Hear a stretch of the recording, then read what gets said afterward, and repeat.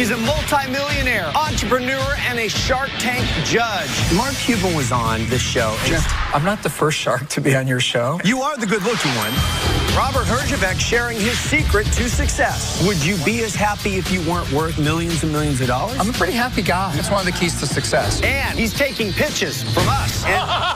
It's not working, Jeff. It's not working.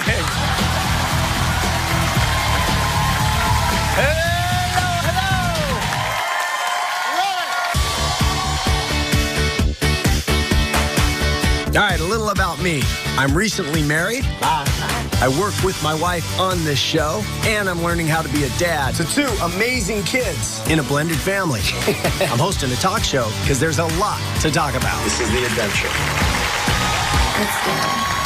Hello, welcome to the show. Thank you very much. Have a seat. Thanks for the nice welcome.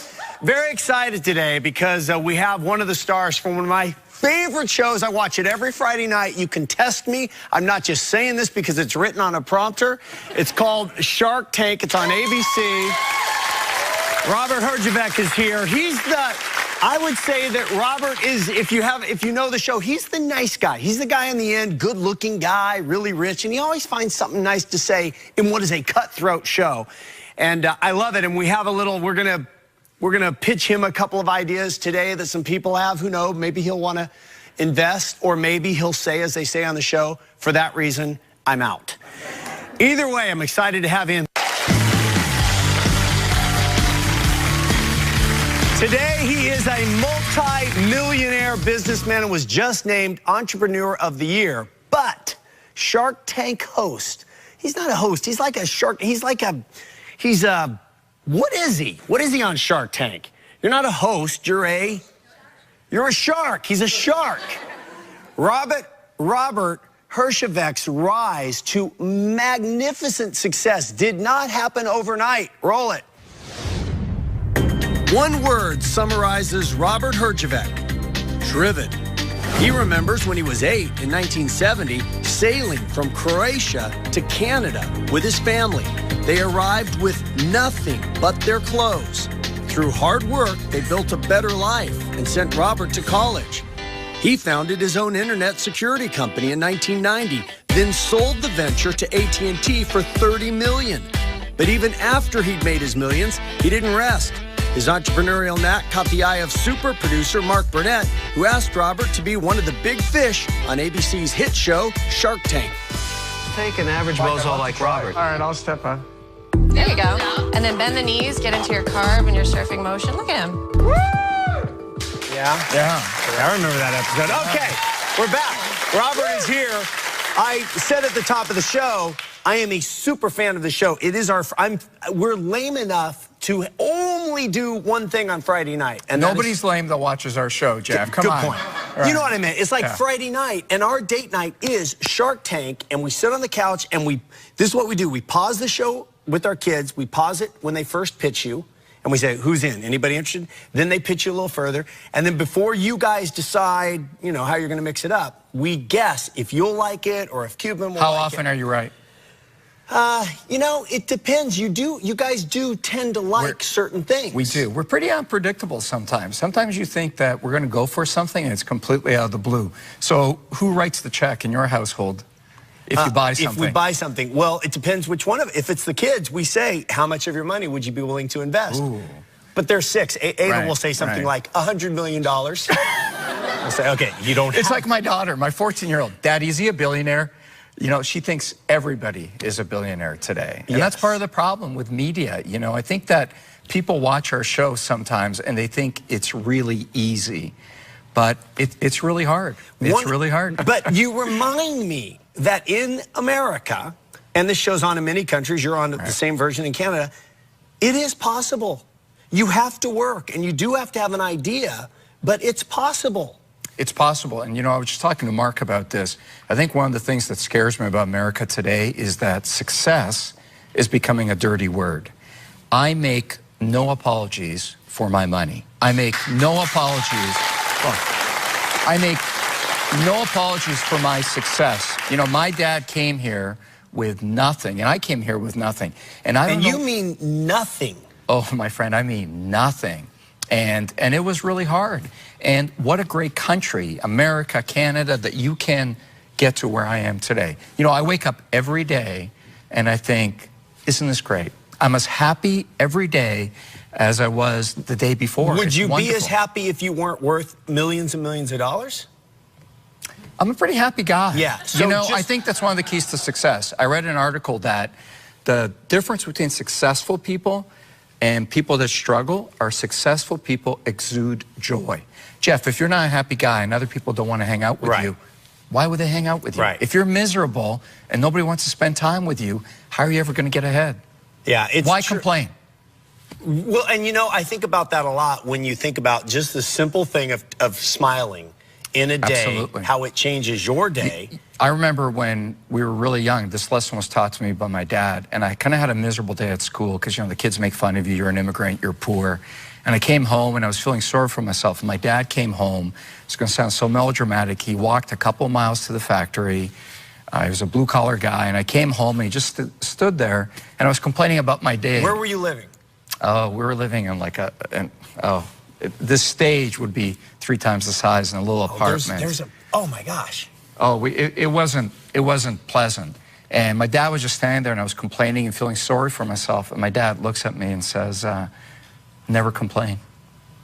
You should always be happy with the opportunities given you. And that was it. And so you feel that big. All right, we have a lot to talk about, including the arguments that they get into on the show, whether or not they're real, because many times they are battling to buy into something like this, recyclable Keep your socks on. Keep your socks on. All right, we're going to take a break. We'll be right back with more. You know, it's funny, when I was growing up, everybody said that to me. It's not what you know, it's who you know. Is that true?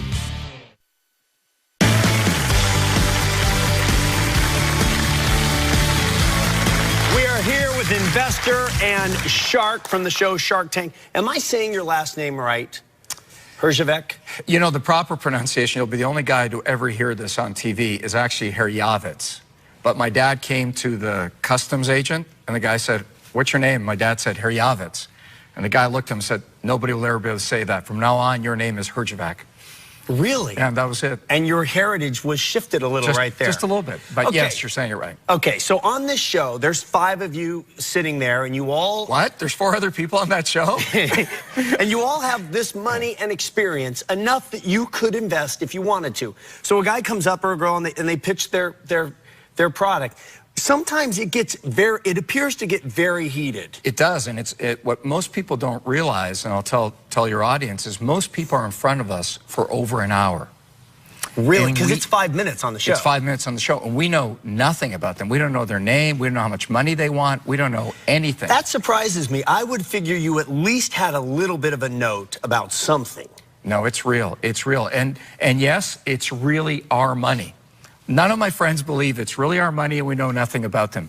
But when we're writing those checks, it's really our money. And so, okay, I'm guessing... So the problem is, the guy comes out, and not all of them make a lot of money, but every now and then, some make a lot of money. We had a guy last season come out, Chord Buddy. I remember it, for the guitar. And he came out for the guitar, teach you how to play guitar in 5 minutes. It's fantastic. So before he came on the show, the product cost $39.95. Him and his wife at their kitchen table were selling 2 to 3 on a good day. 9 months later, our sales are approaching $2 million. We bought a factory in Alabama. We employ 20 people now. That is... Oh, yeah. And we just hired John Rich from Big and Rich to represent the product. So that one erases a lot of ones that don't make money. Is there any part of this that Mark Cuban was on this show, and he said, you know, part of it, honestly, Jeff, I'm not the first shark to be on your show. Well, no. I'm okay. All right. But only because he's friends with one of the CBS executives. See, it's not what you know, it's who you know. It's who you know. Yeah, there you go. But we didn't talk this much about Shark Tank. We just talked about, you know, he wasn't on near as long as you either. Okay. You're the only guest. You know, it's funny, when I was growing up, everybody said that to me. It's not what you know, it's who you know. Is that true?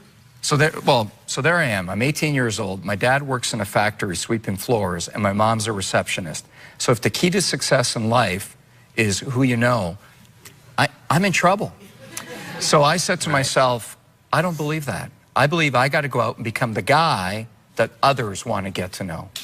It's all about what you make of it. Well, one of the things that Cuban said to me, it might have been on the show or off the show, is that part of this for you guys is a little bit of philanthropy, in that if there's somebody you believe in and you're not sure and the investment isn't a lot, that you might take a flyer just to say, you need a shot and I can give you one. I love that. I love that about our show, that we can change lives for people. So absolutely, for me, I can't disassociate myself away from the investor. I mean, some of the guys like Kevin or Mark can be pretty cruel and cold about it, but I can't. And I love the fact we do that for people. We had a woman in the first season called Grill Charms, and we did an investment there, and it changed her entire life. Really? I mean, it's wonderful. But what's the percentage? It's about the money. What's the percentage of every 10 that you invest in, how many of those might? So it's a great question. Everybody's different. When I invest, I expect to get my money back. So I'm pretty involved with entrepreneurs. Like when Cord Buddy went to Canada to do the shopping channel in QVC, I went with him. Like, I worked really, really hard for my money. When I give it to somebody, I expect to get it back. All right, when we come back, we're going to see what Robert thinks of some entrepreneurs that we have here in our studio, and maybe we'll be able to go in on something together. Or we'll say, in the words of Shark Tank, for that reason, I'm out. Well, I'm happy to write your check. Oh, you're not, you may not invest at all. We'll see. We'll be right back. A lot of moms backstage, a lot of the women were going, wow, that's interesting. Jeff will write you a check. Closed captioning for the Jeff Probst Show provided by... We're back with Robert Herjavec from Shark Tank. And now a dream come true for a couple of people, a chance to get in front of one of the sharks. First up, Zach and Candace, tell us about your idea. All right, well, first off, what we did is we created the Zandy chair. It's the first ever patented vacuum, wet dry vac attachment to a high chair, because babies created... How many parents do we have in here that have young kids or have been around young kids when they eat? Yep. Messy. They make a giant mess, whether it's on the tray, in the seat, on the floor, or even the baby itself. And as my wife will show you how it works, I'll continue to talk. The babies eat multiple times throughout the day, right? So this actually helps streamline that process to help with the convenience of cleaning it, so you don't have to get another handheld vac to help clean it up. You don't have to get a mop. You don't have to get a Swiffer. Everything can be all-inclusive as you clean it up. So what I've done is I've actually streamlined the time throughout the day to help clean up the mess that's created with the baby actually eats, and we're actually offering just basically selling convenience. My first impression, honestly, I don't get it. Why wouldn't you just grab a handheld vac and do that? The novelty, the biggest difference that you have is for up here is for all the messy goo, spaghetti, everything that can be put up here. So rather than having to clean that up, you just shove it in the hole and it goes in the vacuum. You can shove it in the hole, it goes down. This is just the prototype. It would be a smooth I will say, right here. A lot of moms backstage, a lot of the women were going, wow, that's interesting, because even my wife Lisa said, man, it's a mess when you have a kid up there. There's definitely a demand, but you know, part of having a great business is not just finding a demand for something, it's finding something you can sell. Right. So I like the idea, because I mean, it's been a long time since my kids were making that big a mess. Sure. Now just leave their clothes on the floor. If you can fix that with a vacuum cleaner. But the problem is, you've got to get distribution. So you don't make the high chair. I assume you don't make the vacuum cleaner. So what you've done is you've taken two products that already exist in the market and put them together. So think of it. I'm a consumer. I walk into a store. I'm buying a high chair. How are you going to get your product to market? Do you have to invent a new high chair? Or do you have to go to all the high chair manufacturers and cut a deal with them? There has to be a new mold made. So let's say you walk into Jeff's high chair manufacturing company. Jeff's sitting there and he says, oh, great idea. Let me just redo my molds and add a vacuum to it. Well, what's different about yours? Because I own all the proprietary rights to it. This is what goes on Shark Tank and they keep it's fighting. US patented. And they try to pitch him back, and they're it's all trying about love, Jeff. There's no fighting going on. I mean, you know, it's combative. But you're right. In the words of Shark Tank, I can already tell if I'm at home watching, you're out. I see more challenges than opportunities. I'm sorry, I'm out. But Jeff will write